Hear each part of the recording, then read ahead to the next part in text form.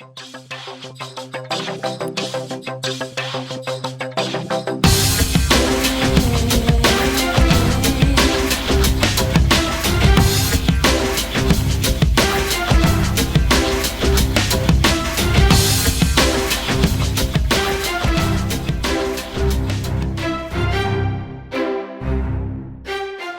to the Career Matters podcast. I am your host, Nisar Ahmed.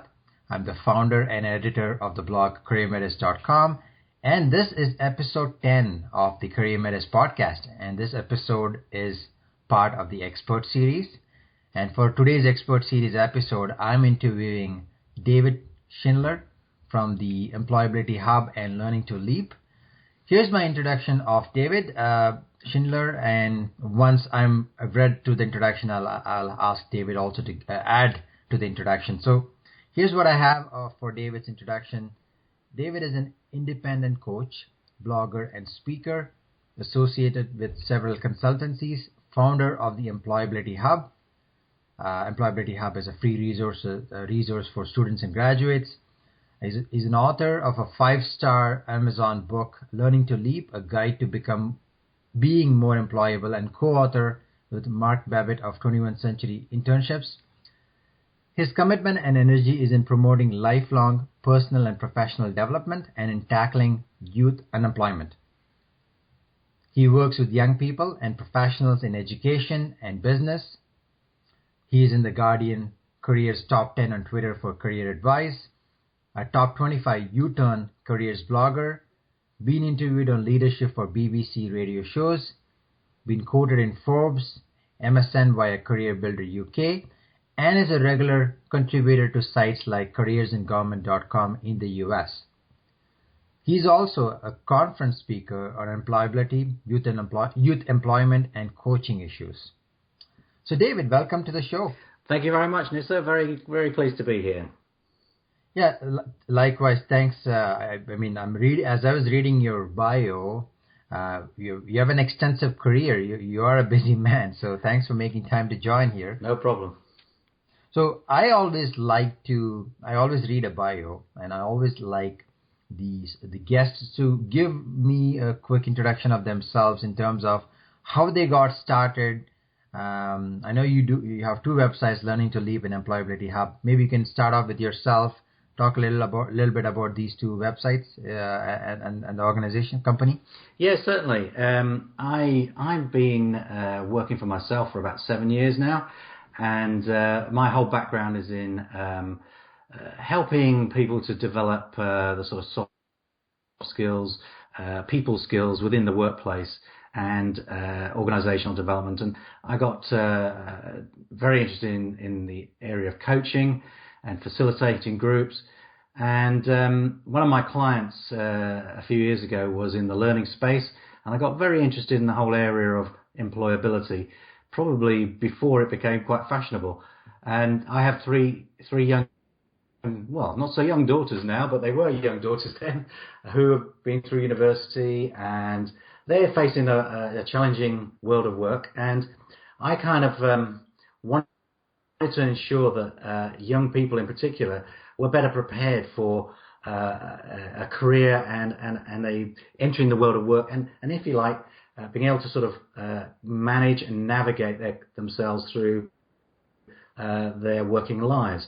I've met lots and lots of people in 40s and 50s who have sort of staggered along in the same job, in the same arena for years and years and years, and then wondered to themselves, how did I get here? And I didn't really want that to happen for the next generation. So that's where my interest grew. And so I started by blogging. That's where I started. And after about a year, I realized there was a theme, and the theme was all about learning to leap. And when I look back and reflected on my career and what I'd done, and I've been in the workplace for over 30 years, I realized that I had to learn to leap on a number of occasions where things happened, changes happened, some that I instigated, some that happened to me, and I had to reinvent myself or take a different direction. And I realized that that's happening more and more and faster. So I wrote a book about it, and that's what Learning to Leap was about.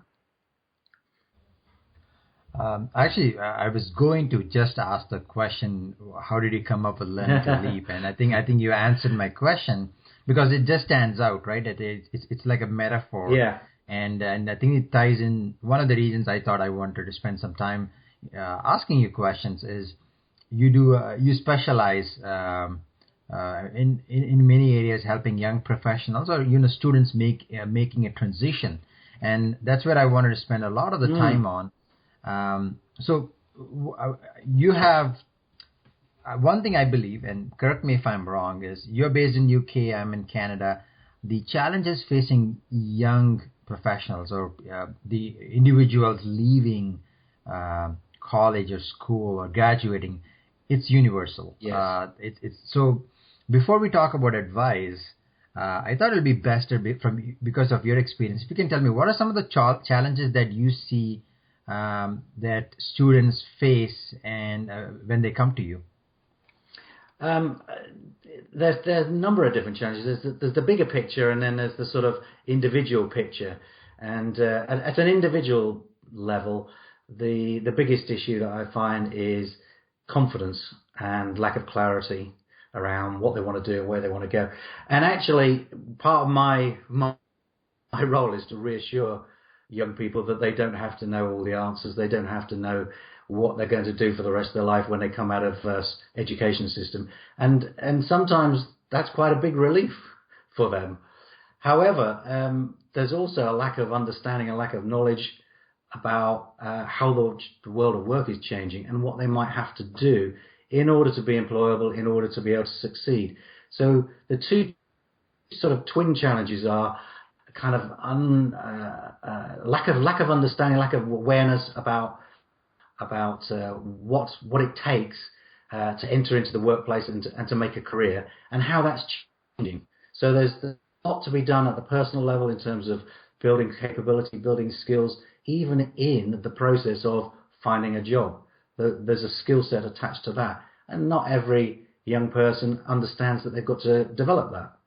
So the world of work is changing so rapidly that for me, the ability to learn to leap is a set of skills and practices that everybody needs to have, because you're going to have to change direction, you're going to have to change to new circumstances, new skills, new knowledge, much more rapidly than we have done in the past.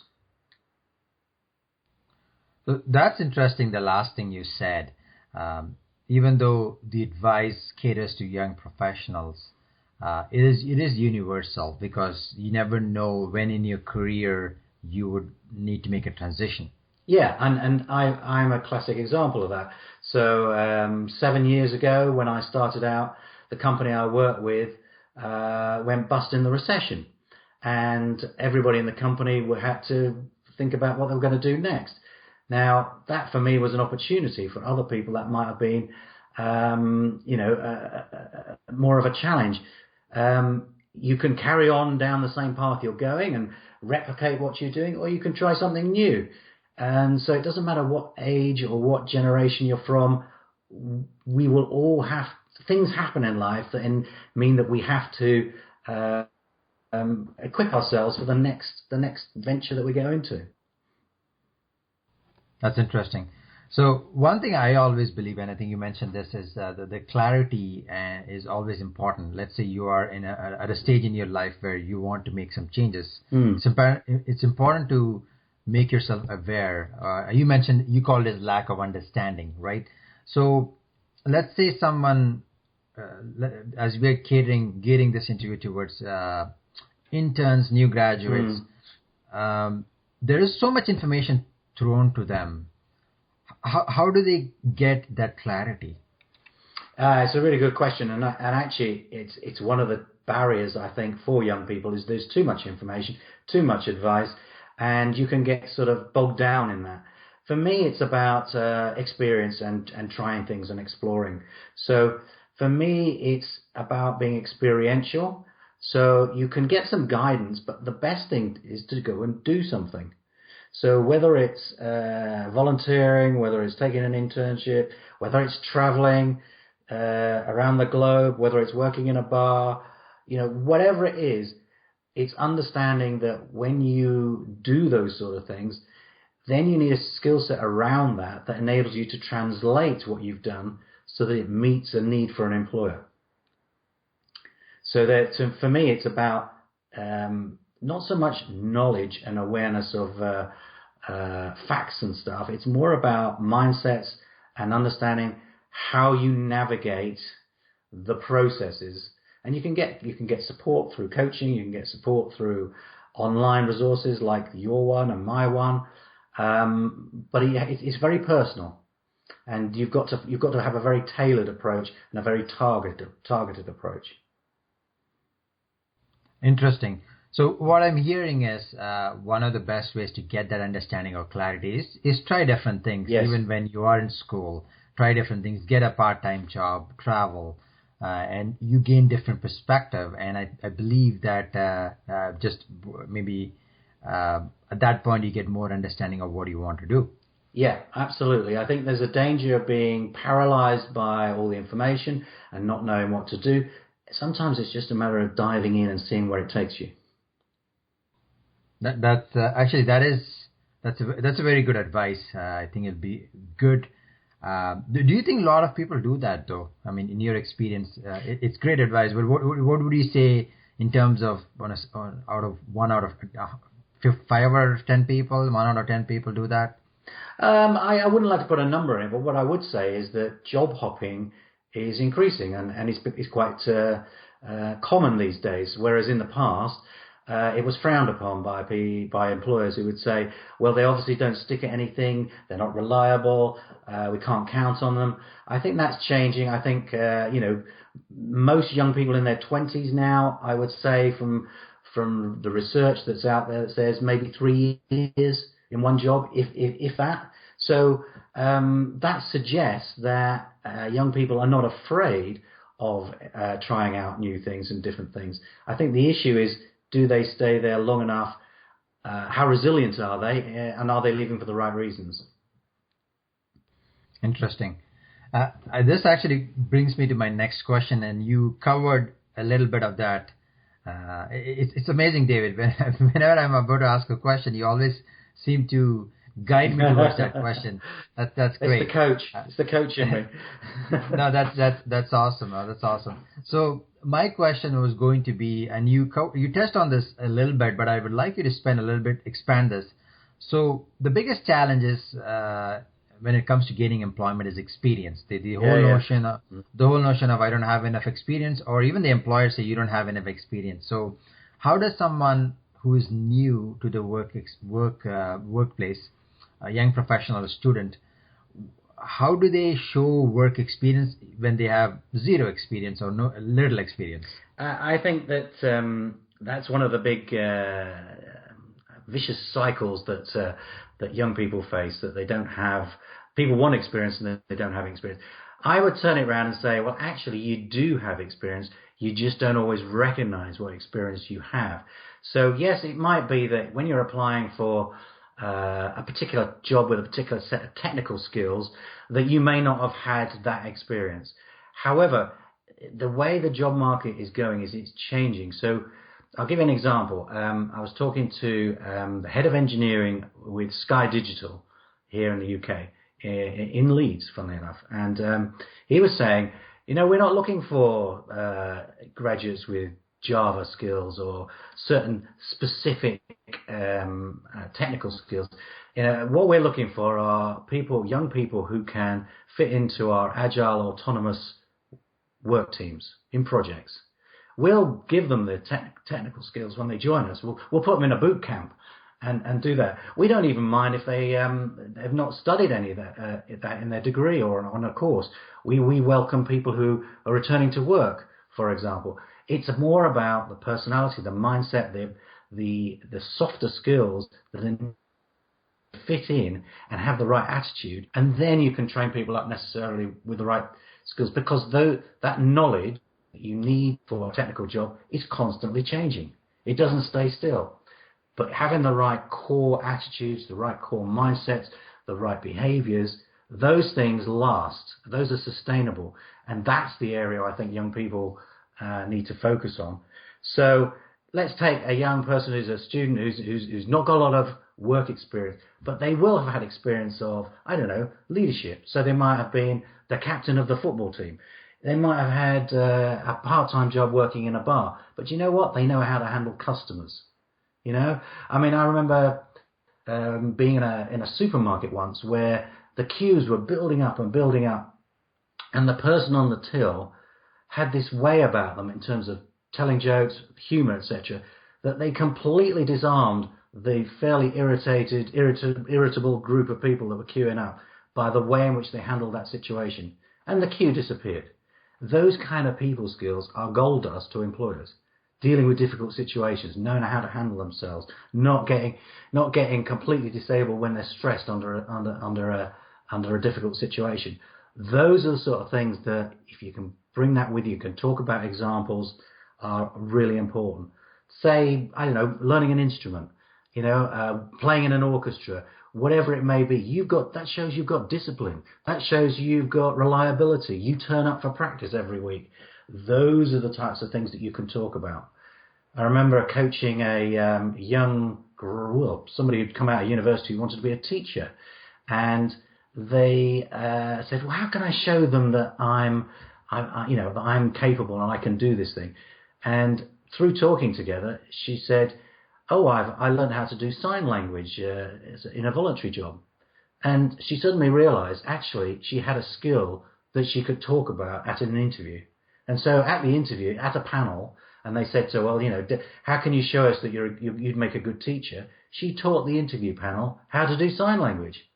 So in one foul swoop, she proved that she, rather than telling people that she would make a good teacher, she showed them. Interesting.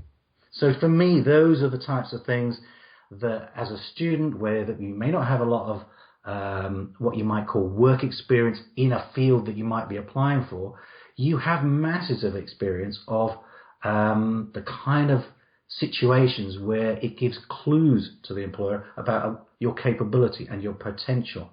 And if you have the right positive attitude and enthusiasm in the way in which you put it across, then that's music to an employer's ears. Well, David, as I was listening to this, I was thinking to myself, okay, this applies to almost, I would say, majority of the students, right? Because they are involved in extracurricular activities. They have had part-time jobs.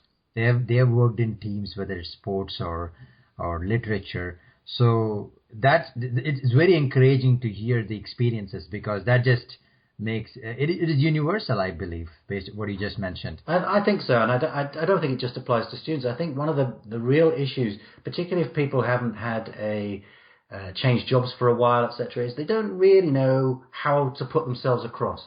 I call it lost in translation. So they've done loads of stuff, they don't recognize it, they may not even value it, or they don't know what the employer values, and maybe they haven't developed it.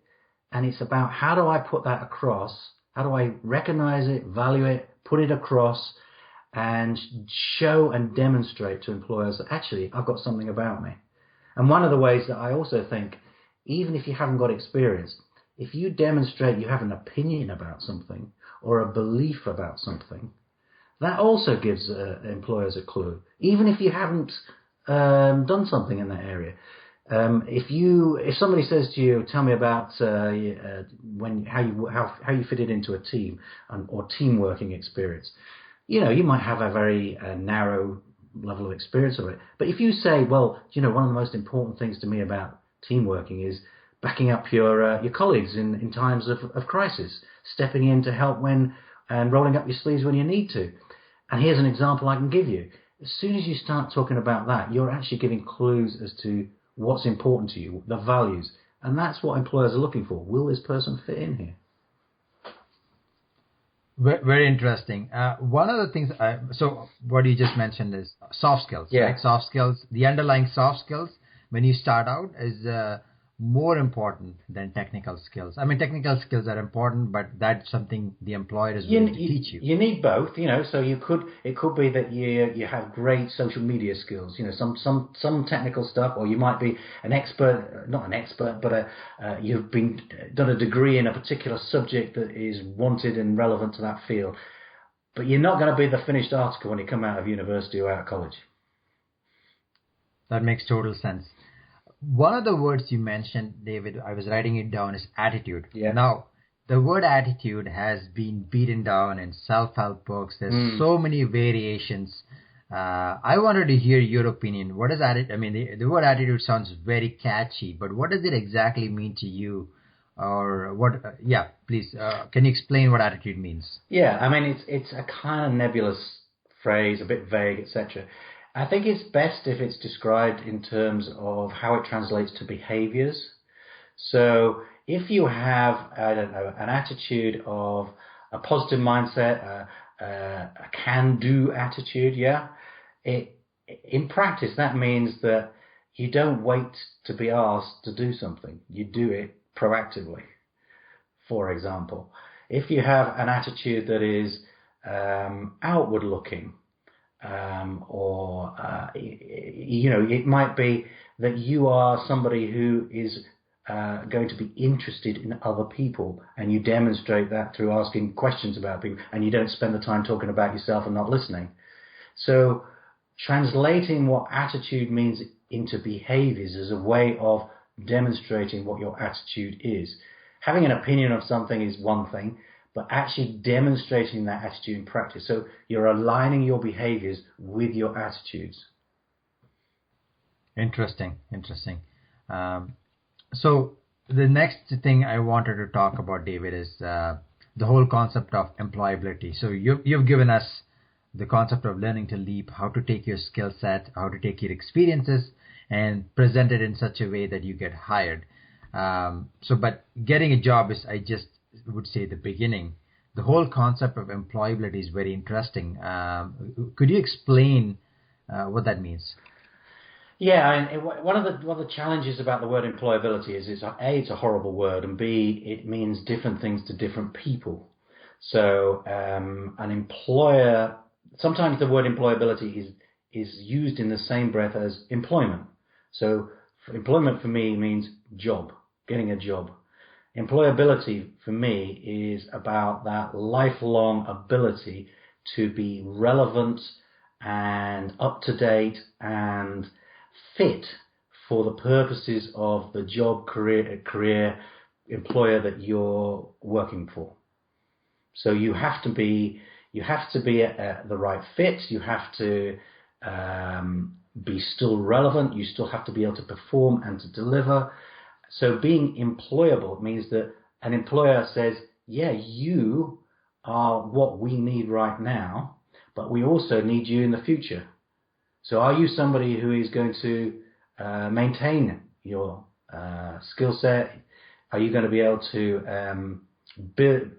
Are you somebody who is open to learning and will grow with us? So employability means not only getting a job, it means staying in a job, it means changing jobs. It means all three of those things. You can't stand still. So it's getting a job is not the end, it is the beginning of the journey. It's part of it. So yeah, absolutely, it's part of it. And I think for an employer, they may say, we need a young person to be employable for us. What they mean is, we need them to have the right skill set, the right mindset, attitude, and have an understanding of us and fit into what we need right now and our culture. That means they're employable. Okay. So the next natural question would be, you mentioned what employability is. What are some of the things one can do to increase their employability? I think the starting point is you have to invest in your self-awareness, your own development. You have to have a sense of what you've got going for you, the things you have to offer, your strengths, your talents. So what makes you tick? What are you like when you're at your best? You have to have that sense and self-awareness. And you may need to get feedback on that and how you come across as well. So the starting point for me always is how others see you, how you see yourself, the self-awareness and being aware of what you've got to offer and where you need to progress. The second thing I'd say is You need to do your research to keep up to date, to understand the sector, the field, the job that you're interested in, finding out what's needed in the workplace or by a specific employer, but also what's expected of you in that job, in that field, in that sector. So doing your research is really, really important. You have to keep up to date. Another thing is, I think, in terms of increasing your employability, is to keep learning something, keep being relevant and being new. So it may be that you take that online course to supplement your skills, or you do that coding course, or you take a volunteering post so you increase your relationships with people, your listening skills, your emotional intelligence, or you want to work for a small business and increase your commercial awareness. Learn something new, take charge of your own learning, I think is probably what I'm saying. I'd also say that you create your own luck. So part of being increasing your employability is seizing opportunities when they present themselves. So it's about risk-taking, taking a risk. I've always been one who says to say yes more than no to opportunities, see where it takes you. And as I said before, being proactive, doing something, showing people, solving a problem for people, anything you can do that improves, enhances, increases something, and you can demonstrate that, reduces, saves, makes something more efficient, create something, deliver something. Those are the things that will demonstrate and increase your employability. Yeah, thanks for summarizing that, because it goes back to the question I mentioned before, right? How do you keep yourself, keep reinventing yourself, keep improving your skills so you're always employable? So that's it's important to do those things. One of the things I find a challenge with is, no matter where you're in your career, that the amount of things that you can do to improve yourself, there are so many options right now. Like you talked about personal development, professional development. There's so many skills you can build on. So it always gets a little bit confusing. So how does one overcome that? How does one stay nimble, I would say, in their personal development pursuits? I mean, there are different ways to look at it. One of the ways you could say is that there is what comes naturally to you and building upon that. So to understanding those talents and pointing them at different things. So you can be nimble by changing pointing what you're good at, what comes naturally to you, the things that you've developed, but pointing it in a different direction. So that enables you to stay fresh. There are things about exploring areas that you've not explored about yourself that you could do by trying something in a different direction, so something completely different. So that you could be about reinventing yourself. I'm struggling a little bit with that one. Just remind me again the question. The question is staying nimble. Yes, thanks to the internet, there are so many options, right? For example, I believe personal development is something, it's not an option, it's something you have to do.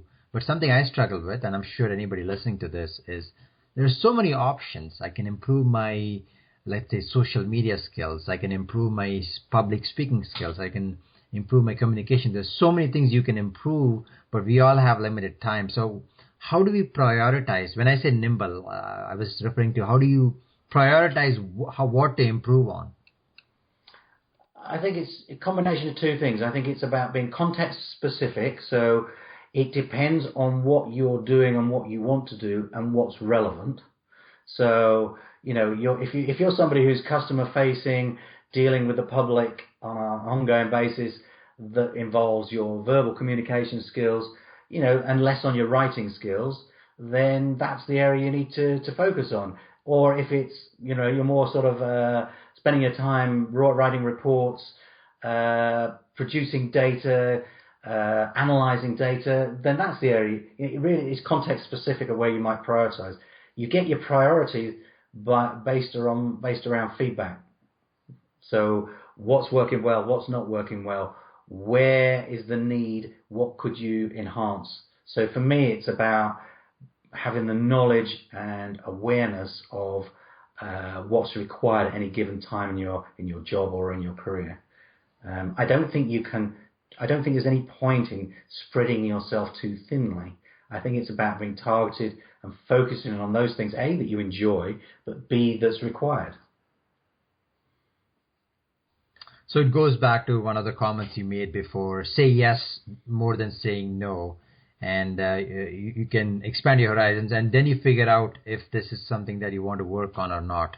Yeah, absolutely. I mean, if you take me as an example, 5, 6, 7 years ago, social media, hadn't got a clue. Not a clue. I think I joined Twitter in 2010, but I found I had a natural affinity to it, and I learned how to do it.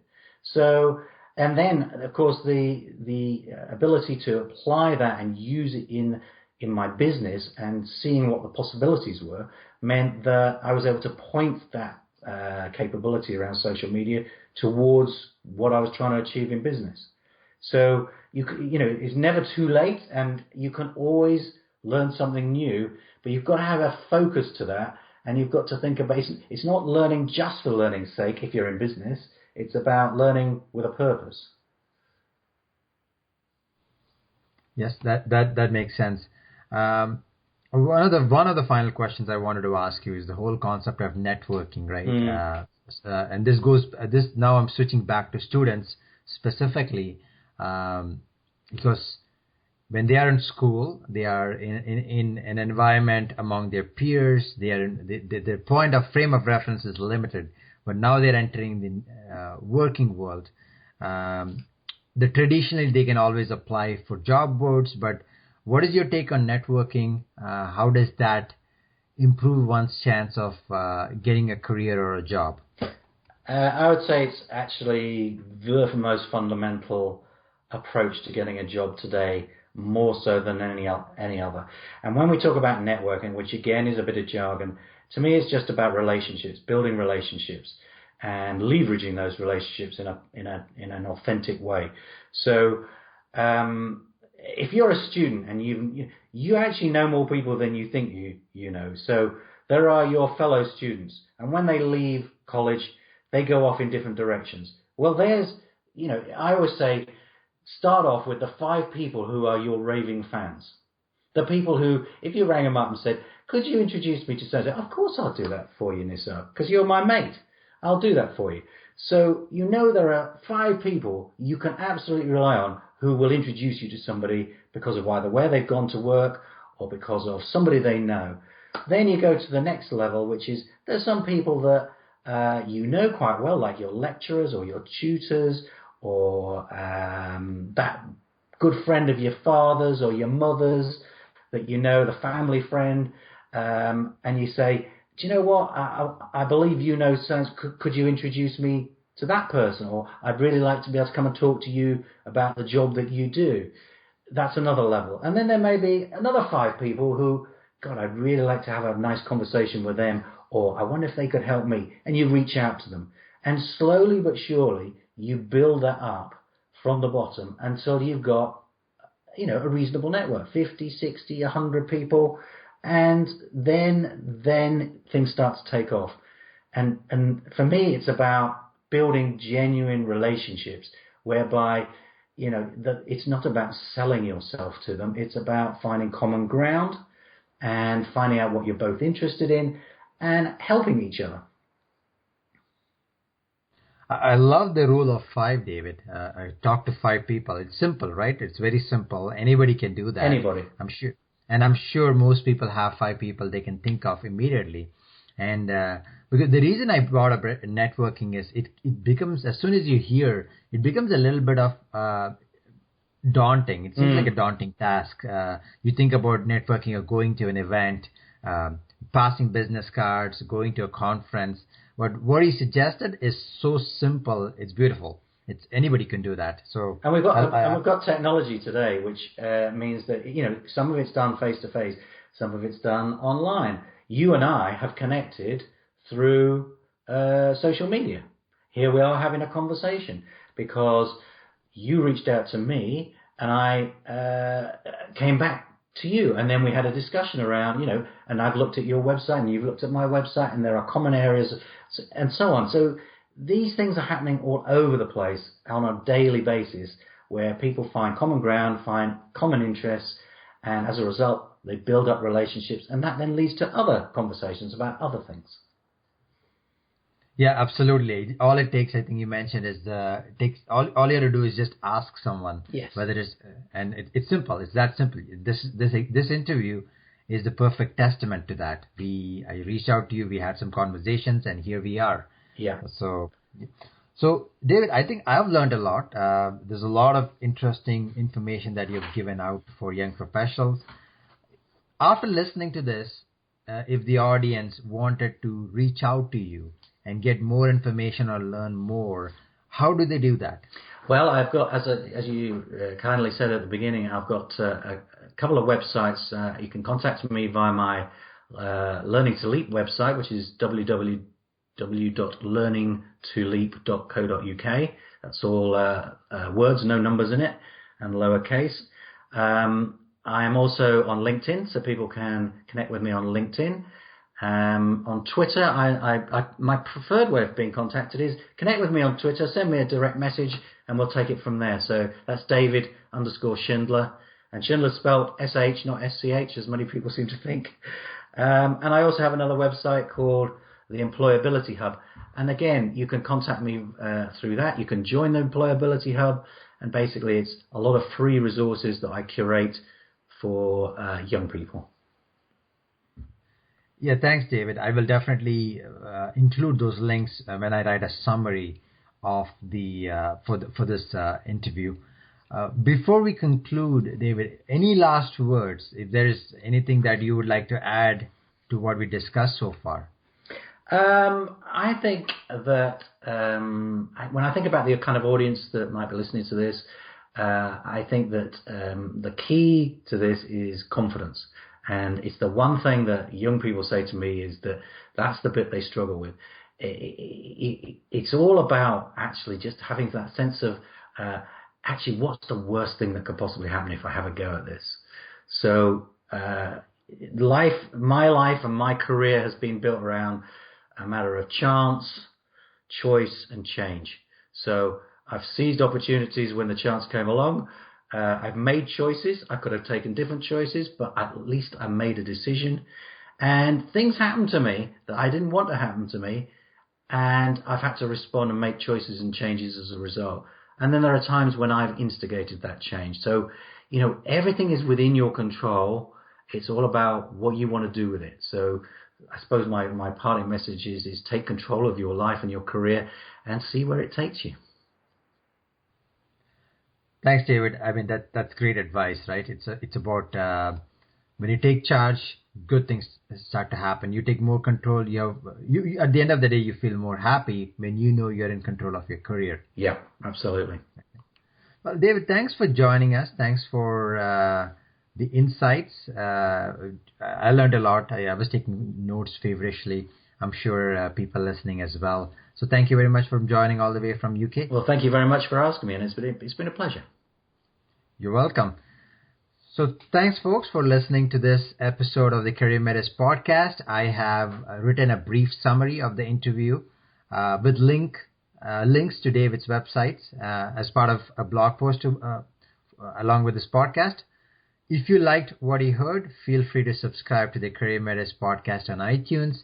And for more content, ideas, tips, resources, go to careermatters.com. If you enjoyed this particular episode and also learned something new, feel free to post a comment or a review. And if you really loved it, definitely go ahead and share the episode. Until next time, this is your host, Nisar Ahmed, for the Career Matters podcast. Thank you.